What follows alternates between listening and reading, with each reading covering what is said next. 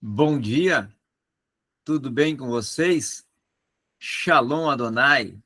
Estamos aqui mais uma vez juntos para mais um momento de aprendizado, de uma construção de saberes, de uma oportunidade de você estar comigo aprendendo, alcançando mais um momento para mais um upgrade de saberes aqui no Transitar Teológico, um canal preparado para o diálogo de teologia com outras áreas das ciências humanas. Hoje, vou falar de linguística. Vamos falar de linguística, esse é o assunto proposto para hoje. Porém, antes, eu quero te pedir que dê o seu like, assista o vídeo até o fim. Se não é inscrito, se inscreva no canal. Compartilhe sempre o nosso conteúdo. Dê sempre a sua colaboração. Uma outra questão também que eu quero deixar aqui, declarada e também proposta, que eu estou desenvolvendo cursos para você. Cursos extraordinários que, se você quiser cursar um curso comigo na área da teologia, né, na área da escatologia, da neurolinguística, da oratória e da retórica, do grego e da exegese, entre em contato comigo. Venha falar comigo no meu WhatsApp, 62981091777. Se você também quiser uma mentoria, uma orientação, um auxílio, entre em contato comigo pelo 62981091777. Outra questão, sou conteudista, sou escritor, posso te ajudar em muitas áreas do seu desenvolvimento acadêmico. Entre em contato comigo pelo 62981091777. O que é a linguística? Já parou para perguntar-se? Já parou para pensar? Já parou para meditar? Já passou para avaliar o que é a linguística? Linguística é o estudo da linguagem. Primeiro, objetiva, estuda a linguagem verbal humana. Um linguista é alguém que se dedica a um estudo específico, e esse, no caso, da língua, da linguagem. A maior parte do trabalho feito, não é, atualmente sob o nome de linguística, é puramente descritivo, certo? E trabalha-se com a proposta de estabelecer regras de linguagem, de sustentar um padrão particular para que todos venham ter um princípio para seguir no desenvolvimento do estudo da linguagem. Então, estudar a linguagem é estudar áreas específicas também que estão relacionadas ao contexto da linguística e da própria linguagem. Por exemplo, a fonética. Fonética é o estudo dos diferentes sons, não é? Os sons que são empregados em linguagem. A fonologia já é o estudo das unidades maiores, como sílabas, como, por exemplo, sua acentuação, a entonação. Já a morfologia é o estudo da estrutura interna das palavras. A sintaxe é o estudo de como a linguagem combina as palavras para formar frases gramaticais.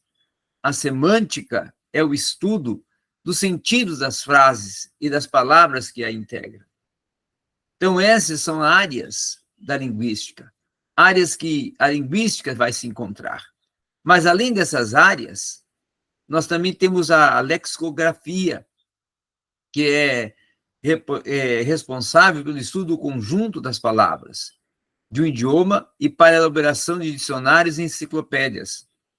Já a terminologia, ela vai estudar aquilo que nós chamamos de dedicação ao conhecimento e análise dos léxicos, especializados nas ciências e nas técnicas. Estilística já é o estudo do estilo na linguagem. A pragmática já é o estudo de como as oralizações são usadas nos atos comunicativos. E a filologia é o estudo dos textos e das linguagens antigas.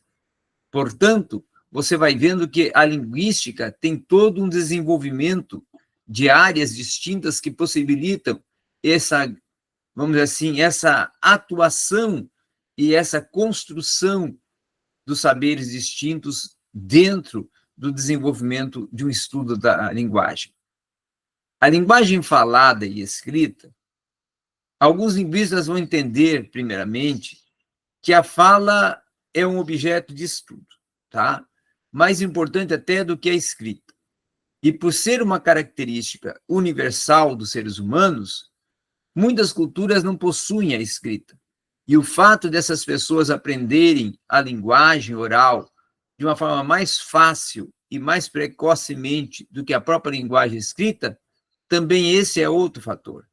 Então, na linguística computacional, os modelos computadorizados são usados para estudar milhares de exemplos da própria língua escrita. Um outro aspecto também significativo é que os linguistas, tá? Eles trabalham de uma forma muito mais voltada a um estudo estrito da linguagem. E aí nós vamos ver, por exemplo, o Noam Chomsky, que desenvolveu um modelo formal da linguagem, conhecido como a gramática generativa, a qual é dominante desde 1960, e para ele haveria uma estrutura universal subjacente a todas as línguas, que seria a competência linguística, que seria essa inata. A linguística cognitiva já faz um estudo da língua baseado na percepção e na própria conceitualização humana, e até da forma como o mundo vai sendo estruturado, focalizando o sistema de sons e gramáticas, tá? Então, tem mais um sentido cultural. E aí, dentro desse contexto, nós vamos ter também Charles Sanders Peirce, o qual é o responsável por ter criado a semiótica, ou até mesmo a própria ciência dos signos. Para ele, o homem significa tudo que o cerca numa concepção triática. Peirce, por exemplo, concluiu que tudo que parece a consciência, assim o faz numa graduação de 3 propriedades que correspondem a 3 elementos formais de toda qualquer experiência. E essas categorias foram denominadas qualidade, relação e representação.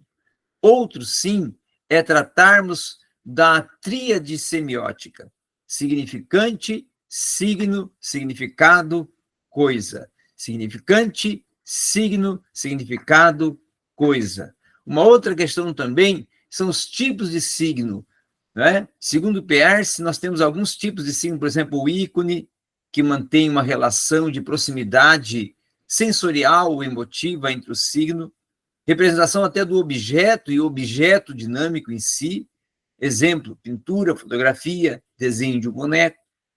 O índice, ou a parte representada de um todo, anteriormente até adquirido pela própria experiência subjetiva ou pela herança cultural, não é? E tem uma ligação física com seu objeto, com uma pegada, e é um indício de quem passou. E o símbolo, que de uma forma arbitrária estabelece uma relação convencionada entre o signo e o objeto, exemplo, o termo cadeira, por exemplo. Outro sim, nós vemos aqui as funções da linguagem, como no caso do Roman Jakobson, que nasceu em Moscou em 1896 e distinguiu funções da linguagem, como, por exemplo, a emotiva, que traduz um sentimento do emissor, tá? A injuntiva, que é relativa ao destinatário, a referencial, que é relativa àquilo de que se fala, a fática, que é relativa ao canal da comunicação, a metalinguística, que é relativa ao código, a poética, que é relativa à relação do significado. Então, são sentidos aplicativos voltados para o desenvolvimento da linguagem, para as funções da linguagem, para as intervenções da linguagem. Embora até a língua seja considerada um caso paradigmático do sistema de signos, grande parte da pesquisa semiótica ela se concentra na comunicação não verbal. Objetos de estudo como um filme, uma mensagem publicitária, são encarados como textos que transmitem significados, sendo esses até significados tomados como derivações da interação ordenada de elementos portadores do próprio sentido. Signos, por exemplo, de maneira análoga aos elementos que são portadores desse significado dentro de uma língua. Os semioticistas, né, eles se voltam cada vez mais para um estudo denominado estudo da cultura popular, sendo hoje até em dia comum, dentro desse tratamento semiótico, das próprias obras de arte, como, por exemplo, teatro, peças musicais e outros. Tá? Então, dentro desse contexto todo, a linguagem move o ser, a linguagem move as estruturas, a linguagem move o pensamento, a linguagem constrói o elo comunicativo do ser. É com a linguagem que você interage, é com a linguagem que você se aproxima e é com a linguagem que você se identifica.